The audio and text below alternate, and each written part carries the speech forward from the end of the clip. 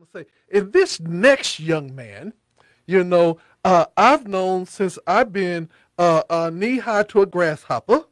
You know what I'm saying? Yes. I knew his partner and my good friend Ajin Shahid. All these people knew this next guest, and the reason why he was especially fond of him because when we started the African American Male Development Program with City Schools, he was one of our mentors, one of our supporters. This is none other than Dr. Rodney Hood. Good morning, sir. Good morning, and thank you for having me, my brother. Well. We are excited about having you. Yes. I want to call you the community physician. If people have questions to ask, somebody's gonna tell them go talk to Dr. Hood. So, Dr. Hood, tell us how long have you been servicing our community here in San Diego? Well, I am happy to say I've been a primary care physician in San Diego for over 40 years. Wow. It's going on actually 45 years. I was one of the first African Americans, actually the first African American to graduate from UCSD Medical School. I then Wow. did my training in internal medicine at UCSD, being the first resident. And when I finished my residency, I opened up my internal medicine practice in Southeast San Diego in the same building where I'm located now. So it's been a while since I've been practicing in the community. Well, one of the things that has been a big help to all of us is that we always knew that we can come.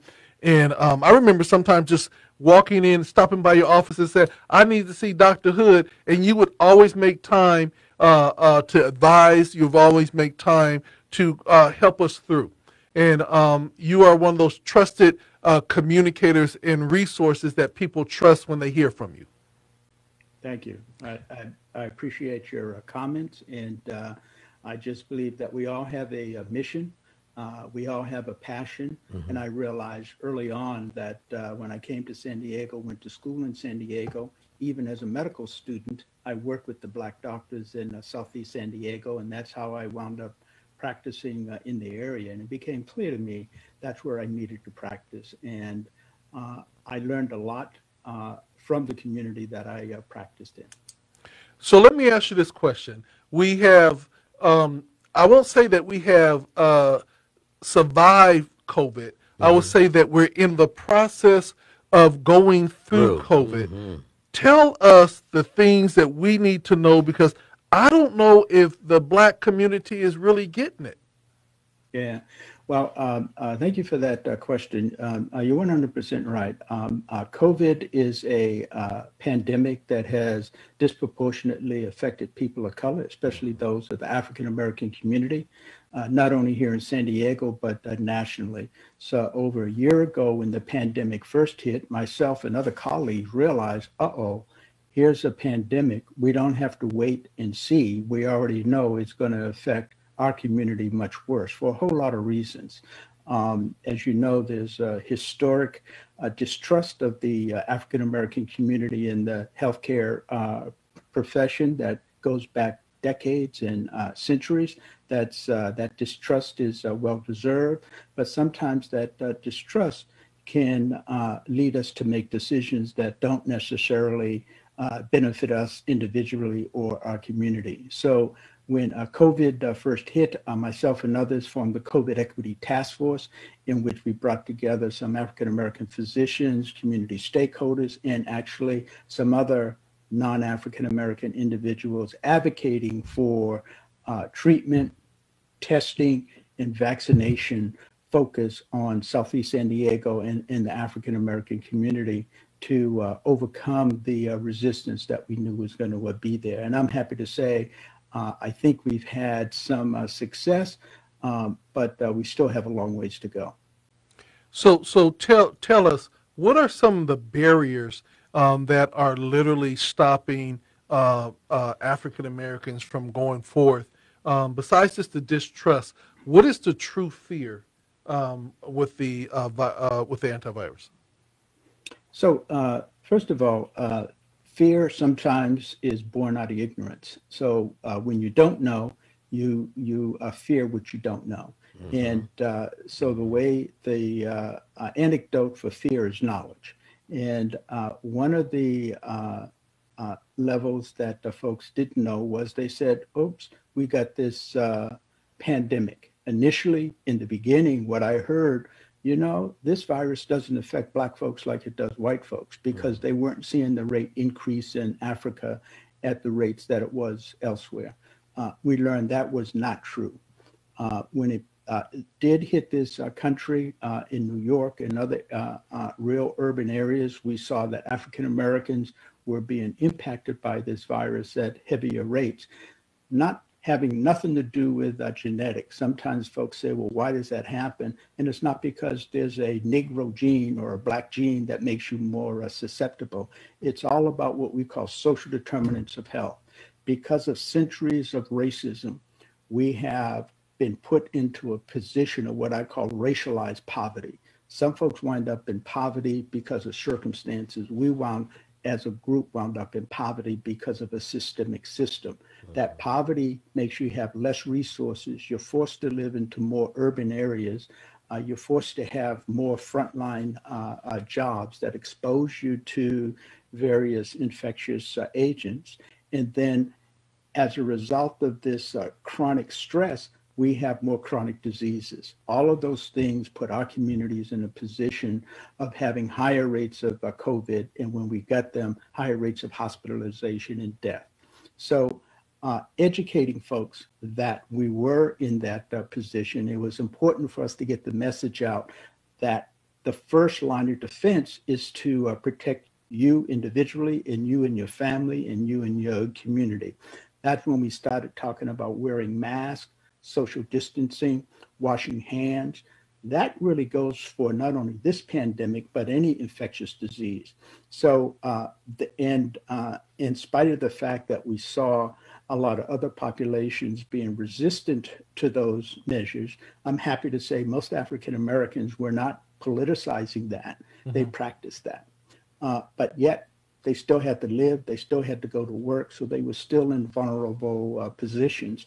And so when treatment or the vaccination came about, it was important that we get the message out to the African American community that this was another level of defense, the vaccination. And I'm pleased to say I've been on many committees and panels appointed by the governor. I've been on a national panel with the National Medical Association, very esteemed infectious disease experts in this area who have been evaluating these vaccines as they have come out, the Moderna, the Pfizer, the Johnson & Johnson. I've been on the state scientific review panel appointed by Governor Newsom, and the purpose was to evaluate these vaccines. I am internal medicine, but my job was to say, does this vaccine help everybody, but specifically populations of color, African Americans? Is there any difference? And I'm happy to say that all of those panels that I was on evaluated all these and said these vaccines are relatively safe for everybody. So let me ask you this now. I'm so excited to see so many of the vaccination sites popping up as well as the testing site. Can you talk about the importance of continuing to get tested even through the vaccination periods? Yeah. So first of all, let me talk about the testing was critical as far as knowing who had it, where they had it, so that they could isolate and practice not spreading it. When the vaccines have come out over the past 6 months, we've seen a drastic decrease in the infectious rate. So that's the good thing. I think it proved that vaccinations work. They're not perfect, they're not 100%, but if you're vaccinated, your chances of now getting the disease is much less. If you're not vaccinated, that's the majority of folks we see winding up in the hospital and dying. So with African Americans, we've always had the highest resistance to vaccination. There was a national study that showed Blacks, 32% said, I'm not going to get that vaccine. In San Diego, when they did a similar study, it was a little bit better, 36%, where other populations were much higher. So we've always been the most resistant. I think one of the reasons why we were better than national is because of some of the things that the county in San Diego did focused on the African American community. So we've focused on looking at health equity, looking at sites in geographic sites where there were large populations of underserved populations and Africans, seeing that testing sites and vaccination sites were set up there. And we were very successful in getting many testing sites and vaccination sites opened up. Now that we've seen the disease going down, you're right, testing is still important. Because there's everybody is not vaccinated, and especially in the Black community. And what we're concerned about testing is that the vaccine has only been approved for 12 years and above.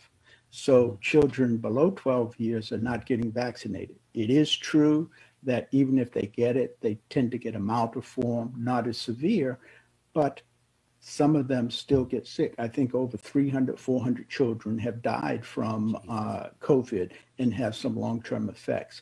So there's still that pocket of folks that can be spreading it. Even if you're vaccinated, it's possible to get a breakthrough with your vaccine. So it's still, even if you're vaccinated, it's important that if you're around folks who are not vaccinated, that you still wear a mask.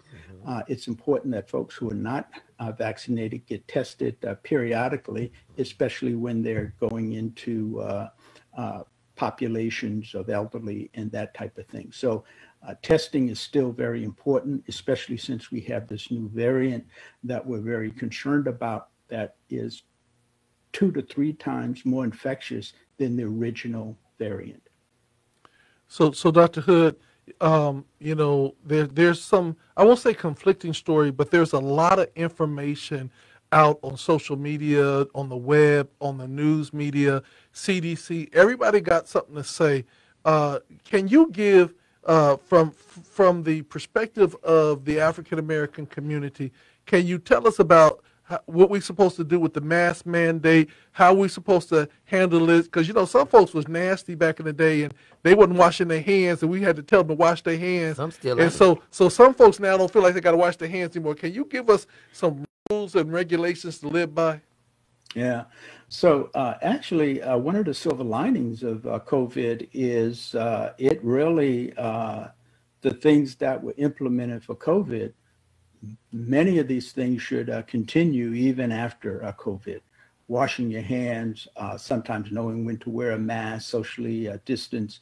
We saw a significant decrease in colds, in flu, not because of the vaccine, but because of the social distancing and washing hands. So that is critically important.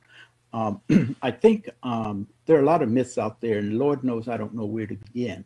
What I would suggest is one of the things we have done at Multicultural Health Foundation with a grant from the county is we have a website that gives a lot of information. It talks about the myths. It tries to dispute the myths, and it's called Black COVID Facts with the S, SD.org.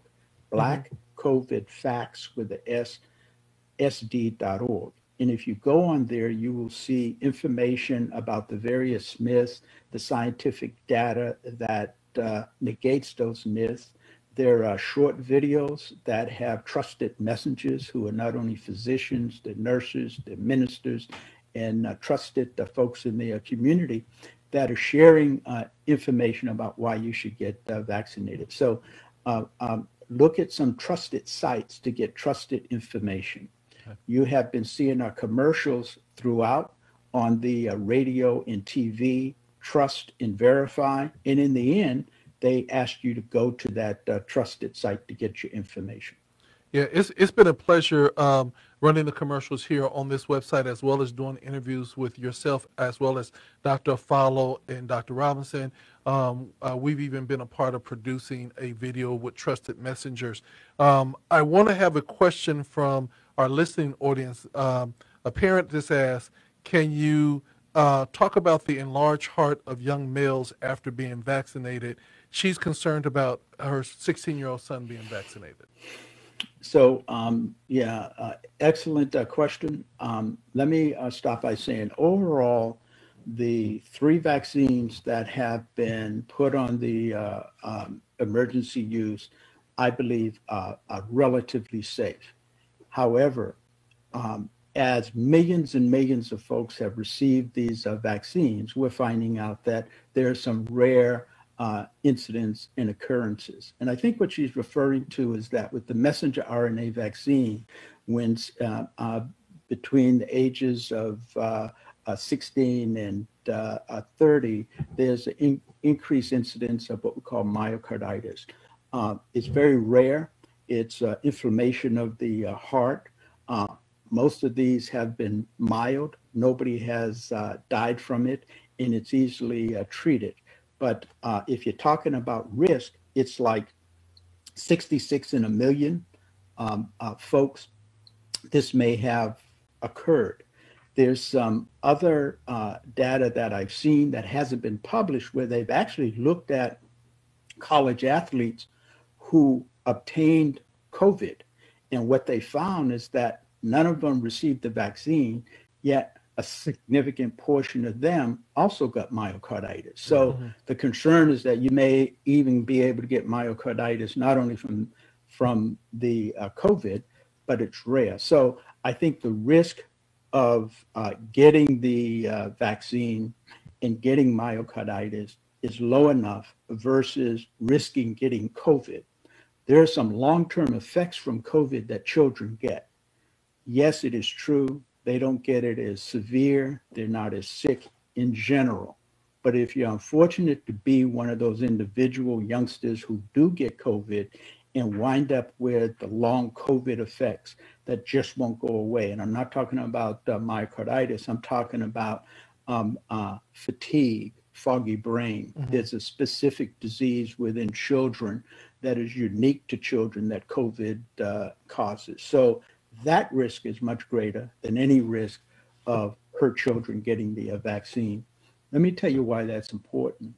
In San Diego, they did a survey of especially African Americans, and I told you the resistance was 36%. However, when they asked parents, would you have your child get the vaccine? 73% of African Americans said they would be reluctant. So many African Americans are willing to take the vaccine themselves, but not willing to give it to their children. Yeah. So we need to overcome that because I think the risk of the children getting it and the consequences thereof are greater than getting the vaccine. Okay, that's very good. Let me ask you this question because you have been working in our community for years, and the COVID came, and we all had to come together to fight against this and to Mm-hmm. make a difference. As we are coming out and people are being vaccinated, can you also give some advice to the listening public of the other big things that are affecting us as a community health wise? That if we can get those things also under control, we will be living longer and living healthier. Excellent question. I think when over a year ago, the San Diego Union asked me to write an article about why African Americans were more affected by this virus. And what I pointed out then was that we're already suffering the highest rates of chronic diseases such as hypertension, diabetes, obesity, that are causing us to die earlier. So we have the lowest death rate. And as a matter of fact, the average life expectancy for African Americans was like 74.5 years prior to COVID. COVID decreased the African American life expectancy by 2.7 years. So, but COVID eventually will pass. This too will pass. We got a ways to go. The chronic diseases that we've been suffering with have not gone away and will not go away. Hypertension, shown that hypertension control in the African American community always difficult, has become even more difficult and not well controlled. Diabetes. So we're already talking about at Multicultural Health Foundation how we can start refocusing on getting better control of the chronic diseases that have been killing us. And what that means is Many folks are not going to their doctor like they used to because of COVID. Mm. They should get a home blood pressure monitoring cuff. They should be checking their blood pressure themselves and checking it periodically with their physician. They should be checking their blood sugars Mhm. and glucose at home. They should be healthy lifestyle. This goes for everybody. There's a core group of us, no matter what your race, ethnicity, but especially Black folks. I don't care what I say, and that's to live healthy, Mhm. healthy lifestyle, exercise, dieting. That helps boost your immune system. I'm a strong believer in vitamin C, vitamin D, both of which, in my opinion, have shown a boost in that. I am happy to say that the original funding for the COVID equity grant that we had outreach to African community started in September of 2020. It was for 10 months, ending the end of June. Mhm. The county has expanded that to the end of the year. Mhm. So we're going to be doing this at least to the end of the year. What we've already addressed is that we now need to start planning for the next phase. How are we going to get better control of hypertension in the African American community, the Black community? How are we going to get better control of the lifestyle? Mhm. So I think the community as a whole, not just Dr. Hood, not just multicultural, needs to start having that dialogue and having conversations with the county and the state, because I believe this should continue beyond the end of the year to focus on those areas. Um, I know I did have a brief conversation with Dr. Wooten at the Public Health Department when I raised this issue. She suggested that the CDC, that's the Centers for Disease Control, has some funding specifically focused on chronic diseases, and that hopefully moving forward there will be more funding available for us to focus on those. But I think that's an excellent question, excellent concern, and a great opportunity. Well, Dr. Hood, we want to appreciate you for your time. I know that you have a very, very busy day, but we'd like from time to time, if possible, if you can come back on, give our listening audience an update, and just continue to champion the health move that is happening in our communities.